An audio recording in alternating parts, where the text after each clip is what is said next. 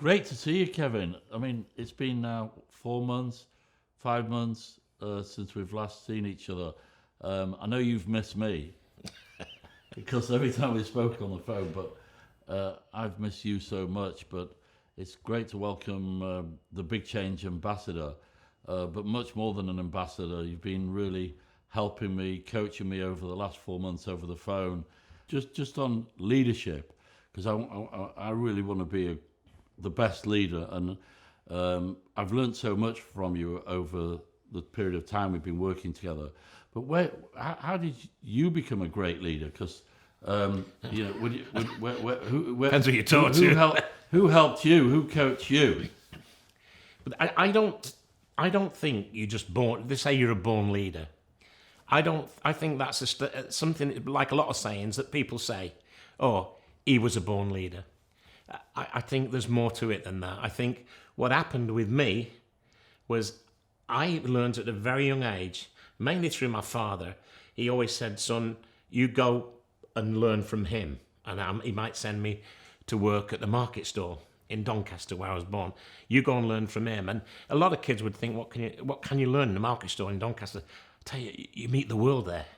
And so I took that with me. And so when I started to work at Scunthorpe United, my first professional club, with a manager called Ron Ashman, his strength was communication.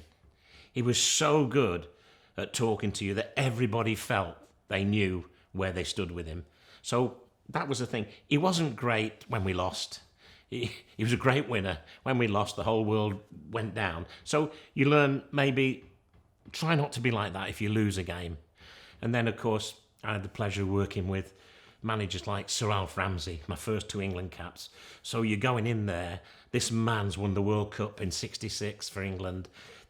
He was probably way ahead of his time. And, what did he have? And he had this air about him, and this confidence without being arrogant, that he just knew.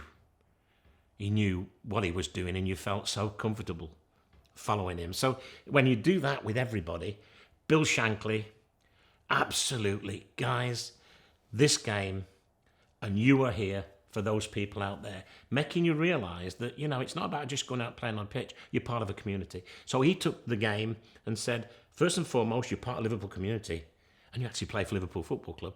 And you think, wow, and he used to make us go out into the community. So I would go with the senior players when I first went there, and we'd go into hospitals, and we'd go into homes.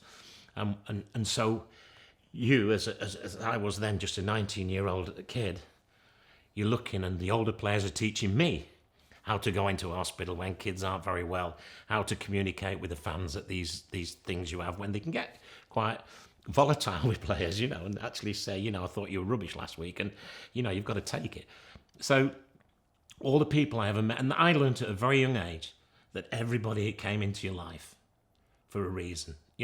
Even when you meet somebody and they're very arrogant, they're very rude, and you think, wow, stop and think about it and say, what did I learn from him? And you learn not how to communicate with people, not how to treat people.